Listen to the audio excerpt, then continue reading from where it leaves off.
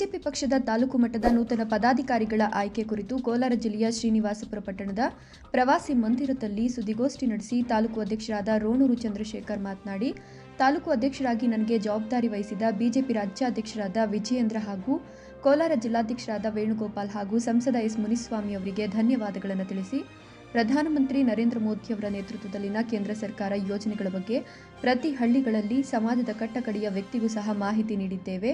ಮುಂದಿನ ದಿನಗಳಲ್ಲಿ ಹಂತ ಹಂತವಾಗಿ ಪಕ್ಷವನ್ನು ಗ್ರಾಮ ಮಟ್ಟದಲ್ಲಿ ಸಂಘಟಿಸಲಿದ್ದೇವೆ. ಗ್ರಾಮ ಮಟ್ಟದಲ್ಲಿ ಬೂತ್ ಮಟ್ಟದಲ್ಲಿ ಅಧ್ಯಕ್ಷರನ್ನು ಮಾಡಲು ಅನುವು ಮಾಡಿಕೊಟ್ಟಿದ್ದಾರೆ. ಶಕ್ತಿ ಕೇಂದ್ರಗಳನ್ನು ಹಾಗೂ ಮಹಾಶಕ್ತಿ ಕೇಂದ್ರಗಳನ್ನು ಮಾಡಲು ಪಕ್ಷವು ಅವಕಾಶ ನೀಡಿದೆ.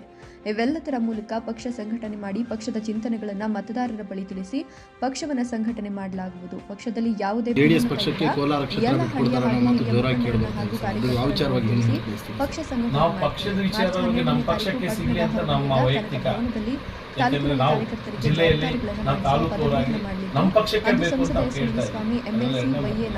ನಮ್ಮ ಹೈಕಮಾಂಡ್ ಯಾರು ತೀರ್ಮಾನ ಕೊಟ್ರೆ ಅವ್ರಿಗೆ ನಾವು ಪಕ್ಷ ಯಾವುದೇ ಕಾರಣಕ್ಕೂ ನಮ್ಮಲ್ಲಿ ಭೇದ ಭಾವ ನಮ್ದು ಒಂದೇ ಅದರಲ್ಲೇ ನಾವು ಒಳ್ಳೆಯ ಸಂಘಟನೆ ಆಗಬೇಕು.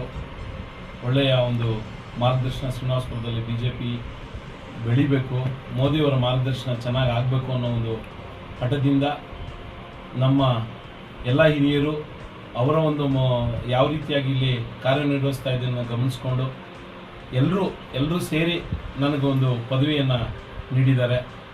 ಆ ಜವಾಬ್ದಾರಿಯನ್ನು ನಾನು ವೈಯಕ್ತಿಕವಾಗಿ ನನ್ನ ಸ್ವಂತ ಕೆಲಸಕ್ಕಿಂತ ಹೆಚ್ಚಿನ ರೀತಿಯಾಗಿ ಉಪಯೋಗಿಸ್ಕೊಂಡು ಪಕ್ಷ ಸಂಘಟನೆ ಮಾಡ್ತೀನಿ ಅಂತ ಹೇಳ್ತಾ ನನ್ನ ಎಲ್ಲ ಇಲ್ಲಿಗೆ ಬಂದಿರತಕ್ಕಂಥ ಎಲ್ಲ ನನ್ನ ಪಕ್ಷದ ಮುಖಂಡರುಗಳು ನನ್ನ ಜೊತೆಗಿದ್ದು ನನ್ನನ್ನು ಹೆಗಲು ಕೊಟ್ಟು ಪಕ್ಷ ಸಂಘಟನೆ ಮಾಡೋಣ ಅನ್ನೋದನ್ನು ತಿಳಿಸ್ಕೊಟ್ಟಿದ್ದಾರೆ.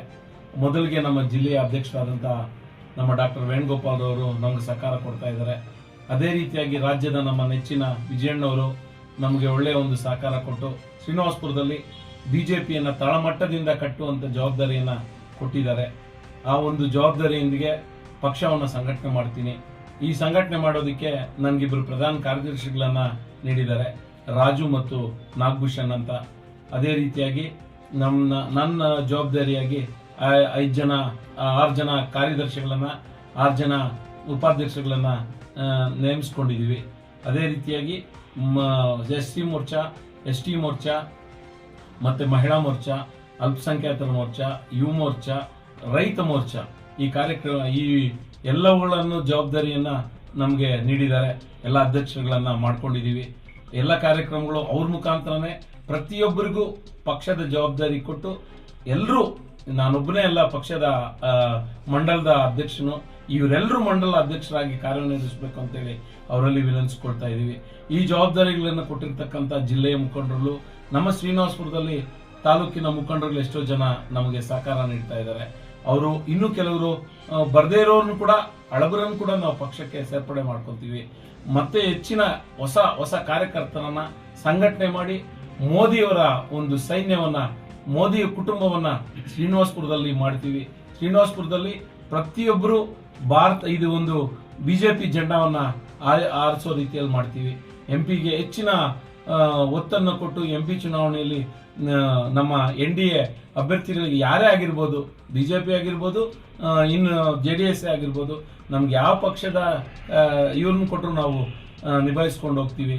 ನಮಗೆ ಹೆಚ್ಚಿನ ಒತ್ತನ್ನು ಈ ಜಿಲ್ಲೆಯಲ್ಲಿ ಈಗಿನ ಲೋಕಸಭಾ ಸದಸ್ಯರನ್ನೇ ಮುಂದುವರಿಸಿಕೊಂಡು ಮತ್ತೆ ಪಕ್ಷದ ಒಂದು ಅಭ್ಯರ್ಥಿಯನ್ನು ಕೊಟ್ಟರೆ ತುಂಬಾ ಚೆನ್ನಾಗಿರುತ್ತೆ. ಯಾಕೆಂದ್ರೆ ನಮ್ಮ ತಾಲೂಕಿನಲ್ಲಿ ಸುಮಾರು 12-13 ಸಾವಿರ ಎಕರೆ ಮಾವಿನ ಮರಗಳನ್ನ ಕಟ್ ಮಾಡ್ತಾ ಇದ್ರು. ಆಗ ಯಾರೂ ಬರಲಿಲ್ಲ. ಅವರು ಬಂದು ನಮ್ಮ ರೈತರ ಪರವಾಗಿ ಬೆನ್ನೆಲುಬಾಗಿ ನಿಂತು ರೈತರಿಗೋಸ್ಕರ ಒಳ್ಳೆಯ ಒಂದು ಕೆಲಸವನ್ನು ಮಾಡಿಕೊಟ್ಟಿದ್ದಾರೆ. ಆದ್ರಿಂದ ನಾವು ಶ್ರೀನಿವಾಸಪುರ ತಾಲೂಕಿನ ರೈತರು ಅವ್ರಿಗೆ ಚಿರಋಣಿಗಳಾಗಿರ್ತೀವಿ. ಅದಕ್ಕೆ ನಮ್ಮ ಒಂದು ವೈಯಕ್ತಿಕವಾಗಿ ಪ್ರತಿಯೊಬ್ಬರ ಬಾಯಲ್ಲಿ ಮುನ್ಷಾಮಣ್ಣವರೇ ಮತ್ತೊಂದು ಸಾರಿ ನಮ್ಮ ಲೋಕಸಭೆಗೆ ಆಯ್ಕೆ ಆಗಬೇಕು ಅಂತ ಅವರು ಆಸೆ ಪಡ್ತಾ ಇರ್ತಕ್ಕಂಥ ಜನ ಎಷ್ಟೋ ಜನ ಇದ್ದಾರೆ. ಅದೇ ರೀತಿಯಾಗಿ ಪ್ರತಿ ಒಂದು ವಿಷಯವನ್ನ ನಮ್ಮ ವಿಕಸಿತ ಭಾರತದ ಮುಖಾಂತರವಾಗಿ ನಾವು ಪ್ರತಿ ಪಂಚಾಯಿತಿಯಲ್ಲಿ ಮುಟ್ಟುವ ರೀತಿಯಲ್ಲಿ ಜನರಿಗೆ ನಮ್ಮ ಮೋದಿ ಕಾರ್ಯಕ್ರಮಗಳನ್ನು ತಲುಪಿಸಿದ್ದೀವಿ. ಈ ಒಂದು ನಮ್ಮ ತಾಲೂಕಿನ 35 ಪಂಚಾಯಿತಿಗಳಲ್ಲಿ ಶ್ರೀನಿವಾಸಪುರ ಸೇರಿ ಎಲ್ಲ ಗ್ರಾಮಗಳಿಗೂ ಎಲ್ಲ ಹಳ್ಳಿಗಳಿಗೂ ಮೋದಿಯವರ ಕಾರ್ಯಕ್ರಮಗಳನ್ನು ತಲುಪಿಸಿದ್ದೀವಿ. ಅದೇ ರೀತಿಯಾಗಿ ಬೇರೆ ಮಟ್ಟದಲ್ಲಿ ಯಾವ ರೀತಿಯಾಗಿ ಪಕ್ಷವನ್ನು ಮುನ್ನಡೆಸ್ಕೊಂಡು ಹೋಗಬೇಕು ಅನ್ನೋ ಒಂದು ಜವಾಬ್ದಾರಿಯನ್ನು ಬೂತ್ಗೂ ಒಬ್ಬ ಬೂತ್ ಅಧ್ಯಕ್ಷನನ್ನು ಮಾಡೋದಕ್ಕೆ ನಮಗೆ ಅನುವು ಮಾಡಿಕೊಟ್ಟಿದ್ದಾರೆ. ಶಕ್ತಿ ಕೇಂದ್ರಗಳನ್ನು ಮಾಡೋದಕ್ಕೆ ಅವಕಾಶ ಮಾಡಿಕೊಟ್ಟಿದ್ದಾರೆ. ಮಹಾಶಕ್ತಿ ಕೇಂದ್ರಗಳನ್ನು ಮಾಡೋದಕ್ಕೆ ಅವಕಾಶ ಮಾಡಿಕೊಟ್ಟಿದ್ದಾರೆ. ಇವನ್ನೆಲ್ಲ ಮಾಡಿಕೊಂಡು ಪಕ್ಷವನ್ನು ಹೆಚ್ಚಿನ ರೀತಿಯಲ್ಲಿ ಸಂಘಟನೆ ಮಾಡ್ಕೋಬೇಕು ಅಂತ ನಮಗೆ ನಾವು ಮಾಡಲೇಬೇಕು ಅಂತ ಜವಾಬ್ದಾರಿಯನ್ನು ನೀಡಿದ್ದಾರೆ. ಅದನ್ನೆಲ್ಲ ನಿಭಾಯಿಸ್ಕೊಂಡು ಹೋಗ್ಬೇಕು. ಆದ್ರೆ ಅದನ್ನೆಲ್ಲ ಹೋಗೋದಕ್ಕೆ ನಿಮ್ಮ ಸಹಕಾರನೂ ಬೇಕು. ನಾವೆಲ್ಲಾದರೂ ಎಡವಿದಲ್ಲಿ ನಮಗೆ ನೀವು ಮಾರ್ಗದರ್ಶನ ಕೊಡಬೇಕು ಅಂತ ನಿಮ್ಮಲ್ಲಿ ವಿನಂತಿಸ್ಕೊಳ್ತಾ, ಹೆಚ್ಚಿನ ವಿಷಯಗಳು ನಿಮಗೆ ಈ ಒಂದು ಪತ್ರಿಕೆಯಲ್ಲಿ ಕೊಟ್ಟಿದ್ದೀವಿ. ನಮ್ಮ ಈ ಒಂದು ಯಾರನ್ನು ಮಾಡಿದ್ದೀವಿ ಅಂತ ಇದನ್ನು ತಾವು ಗಮನದಲ್ಲಿ ಇಟ್ಕೊಂಡು ಈ ಒಂದು ಪ್ರಕಟಣೆಯನ್ನು ಮಾಡಿ 12ನೇ ತಾರೀಕು ನಾವು ಪದಗ್ರಹಣ ಮಾಡ್ತಾ ಇದ್ದೀವಿ. ನಮ್ಮ ಪಕ್ಷದ ವತಿಯಿಂದ ನನಗೆ ಜವಾಬ್ದಾರಿ ನೀಡೋದಕ್ಕೆ ನಮ್ಮೆಲ್ಲರಿಗೂ ಪದಗ್ರಹಣ ಒಂದು ಕಾರ್ಯಕ್ರಮ ಹಮ್ಮಿಕೊಂಡಿದ್ದೀವಿ. ಅದಕ್ಕೆ ನಮ್ಮ ಕಾರ್ಯಕರ್ತರು, ಅನೇಕ ಹಿರಿಯ ಮುಖಂಡರುಗಳು ಆಗಮಿಸ್ತಾ ಇದ್ದಾರೆ. MP ಅವರ ಆದಿಯಾಗಿ, MLC ಅವರ ಆದಿಯಾಗಿ, ನಾಣಸಮಣ್ಣ MLC ನಾಣಸಮಣ್ಣ ಆದಿಯಾಗಿ, ಕೇಶವ ಪ್ರಸಾದ್ ಅವರ ಆದಿಯಾಗಿ, ಡಾಕ್ಟರ್ ವೇಣುಗೋಪಾಲ್ ಅವರ ಮುಖಂಡತ್ವದಲ್ಲಿ ಈ ಒಂದು ಕಾರ್ಯಕ್ರಮ ನಡೀತದೆ. ಮಾಜಿ ಶಾಸಕರಾಗಿರ್ತಕ್ಕಂಥ ವರ್ತೂರ್ ಪ್ರಕಾಶ್ ಮತ್ತು ವೈ ಸಂಪಂಗಿ, ಮಂಜುನಾಥ್ ಗೌಡರು, BP ವೆಂಕಟಮುನಿಯಪ್ಪ ಅವರು ಮತ್ತೆ ಅನೇಕ ಮುಖಂಡರುಗಳು, ನಮ್ಮ ಜಿಲ್ಲೆಯ ಪ್ರಧಾನ ಕಾರ್ಯದರ್ಶಿಗಳಾದಂಥ ಓಂಶಕ್ತಿ ಚಲಪತಿ, ನಮ್ಮ ರಾಜು, ಮಾಲೂರಿನ ರಾಜು ಮತ್ತು ಮುಳಬಾಗಿನ BV ಮಹೇಶ್, ಬಂಗಾರಪೇಟೆಯ BV ಮಹೇಶ್ ಅವರು ಎಲ್ಲರೂ ಬಂದು ಈ ಕಾರ್ಯಕ್ರಮಕ್ಕೆ ಭಾಗವಹಿಸ್ತಾ ಇದ್ದಾರೆ. ಈ ಕಾರ್ಯಕ್ರಮವನ್ನು 12ನೇ ತಾರೀಕು ನಾವು ಕನಕ ಭವನದಲ್ಲಿ ಅದ್ದೂರಿಯಾಗಿ ಕಾರ್ಯಕ್ರಮವನ್ನು ಮಾಡಬೇಕು ಅಂತ ನಿಶ್ಚಯಪಟ್ಟು, ನಾವು ಭಾರತೀಯ ಜನತಾ ಪಕ್ಷವನ್ನು ಪ್ರತಿಯೊಬ್ಬರಿಗೂ ನಮ್ಮ ಪಕ್ಷದ ಯಾವ ರೀತಿಯಾಗಿ ಪಕ್ಷ ಸಂಘಟನೆ ಮಾಡಬೇಕು ಅಂತ ಹಿರಿಯ ಮುಖಂಡರುಗಳ ಮಾರ್ಗದರ್ಶನದಲ್ಲಿ ನಾವು ಹೆಚ್ಚಿನ ಒಂದು ಕೆಲಸಗಳನ್ನು ನಿರ್ವಹಿಸಿಕೊಂಡು ಹೋಗ್ತೀವಿ. ಇಲ್ಲಿ ಆಗಮಿಸಿರ್ತಕ್ಕಂಥ ಎಲ್ಲ ಮುಖಂಡರುಗಳು ನಮಗೆ ಮಾರ್ಗದರ್ಶನವನ್ನು ಕೊಡ್ತಾ ಇದ್ದಾರೆ. ಅನೇಕ ಮಾಜಿ ತಾಲೂಕ್ ಪಂಚಾಯಿತಿ ಸದಸ್ಯರಿದ್ದಾರೆ, ZP ಸದಸ್ಯರು ಬಂದು ಪಕ್ಷವನ್ನು ಸೇರೋರಿದ್ದಾರೆ.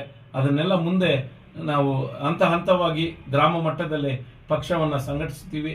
ಅದಕ್ಕೆ ನೀವು ನಮಗೆ ಸಹಕಾರ ನೀಡಬೇಕು ಅಂತೇಳಿ ಈ ಕಾರ್ಯಕ್ರಮಕ್ಕೆ ಬಂದಿರತಕ್ಕಂಥ ನಿಮ್ಮೆಲ್ಲರಿಗೂ ನನ್ನ ವೈಯಕ್ತಿಕ ಮತ್ತು ಪಕ್ಷದ ವತಿಯಿಂದ ನಿಮ್ಮೆಲ್ಲರಿಗೂ ಧನ್ಯವಾದಗಳು ಅರ್ಪಿಸ್ತಾ ಈ ಒಂದು ಈ ಪತ್ರಿಕಾ ವಿಷಯವನ್ನು ನಿಮ್ಮ ಮುಂದೆ ಕೊಡ್ತಿದ್ದೀನಿ. ಆದ್ಮೇಲೆ ಪಕ್ಷದಲ್ಲಿ ಭಿನ್ನಮತ ಸ್ಫೋಟ ಆಗಿದೆ ಅಂತ ಹೇಳಿ ಬರ್ತಾ ಇದೆ, ಏನು ಸರ್ ಅದು? ಇಲ್ಲಪ್ಪ, ಭಿನ್ನಮತ ಅನ್ನೋದೇ ಇಲ್ಲ. ಈಗ ನಮ್ಮಲ್ಲಿ ಭಿನ್ನಮತ ಇಲ್ಲ. ಈಗ ಮಾಜಿ ತಾಲೂಕು ಅಧ್ಯಕ್ಷರು ಇದುವರೆಗೂ ಅವರ ಪೋಸ್ಟಿಂಗ್ ಬದಲಾವಣೆ ಆದ ನಂತರ ಯಾವುದೇ ಕಾರ್ಯಕ್ರಮಗಳಲ್ಲಿ ಎಲ್ಲೂ ಕಾಣಿಸ್ಕೊಂತ ಇಲ್ಲ, ಏನು ಇಲ್ಲ. ಮೊದಲಿಂದ ಯಾವ ರೀತಿಯಾಗಿದ್ದಾರೋ ಅದೇ ರೀತಿಯಾಗಿದ್ದಾರೆ. ಈ 4 ವರ್ಷ ಯಾವ ರೀತಿಯಾಗಿದ್ರು ಪಕ್ಷದ ಬಗ್ಗೆ ವಿಷಯದಲ್ಲಿ ಬರ್ತಾ ಇದ್ದಾರೆ, ಹೋಗ್ತಾ ಇದ್ದಾರೆ. ಪಾಪ ಅವ್ರದ್ದೇನು ಇದಿಲ್ಲ, ಇದಾರೆ, ನಮ್ಮ ಜೊತೆಗಿದ್ದಾರೆ. JDS ಪಕ್ಷಕ್ಕೆ ಕೋಲಾರ ಕ್ಷೇತ್ರ ಬಿಟ್ಕೊಡ್ತಾರೆ ಅನ್ನೋ ಮಾತು ಜೋರಾಗಿ ಕೇಳಿ ಬರ್ತಾ ಇದೆ ಸರ್. ಅದು ಯಾವ ವಿಚಾರವಾಗಿ ಏನು ಹೇಳಕ್ಕೆ ಬಯಸ್ತೀವಿ ಸರ್?